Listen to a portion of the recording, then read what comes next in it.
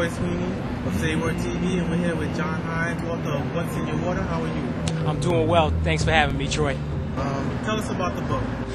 The book's called What's in Your Water. And the reason I wrote the book, America has a serious water problem, and I wanted to educate consumers on what they need to do to purify their water and to make it safe again.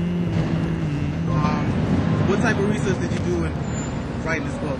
Well, a variety of sources. The library, books I've read, the internet, and I actually started a website called thefreewaterreport.org, which is a health consumer awareness site focused on water.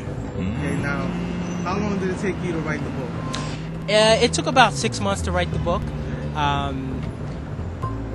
Day by day, editing it, getting people to look at it to make sure that it's clear and concise.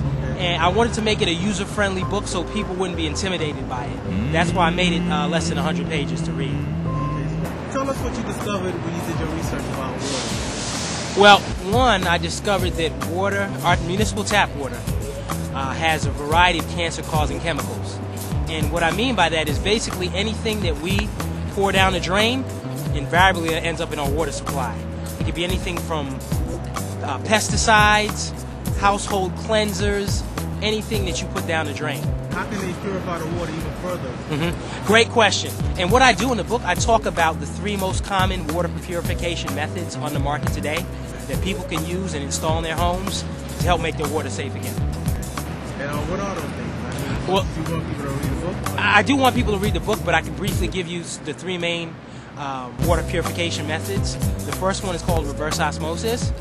The next method is distillation, and the third is filtration. You explain all of those 3 in the book? I do. I explain the pros and cons of each method.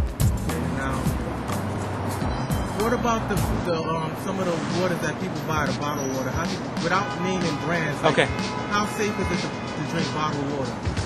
There are some decent brands of bottled water, but I'm here to tell you that about 25% of them are just tap water that they purified. How much difference did you see in some certain bottled water?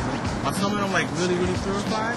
Some of them are really purified, and what I recommend consumers do if you do drink bottled water, because I do still drink some bottled water, read the label. Because they'll tell you what method they use, if any, to purify the water. Okay, so what can people see on the label? I mean, what are they going to see? Is it going to say purified? Is it going to say distilled? Is it going to say municipal water supply? I mean, what are we looking for on the label? Well, what it's going to say now is that it's purified water. A couple of bottled water companies, I won't mention their names, got in trouble for marketing tap water as spring water.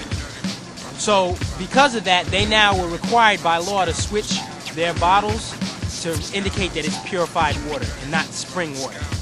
What did your education do for you, being that you're a college graduate? Well, one, education gives you choices. As you know, in this workforce, having a high school diploma in many cases is not enough. You need to at least have a college degree, and depending on your career aspirations, you will need to have a master's degree or a PhD.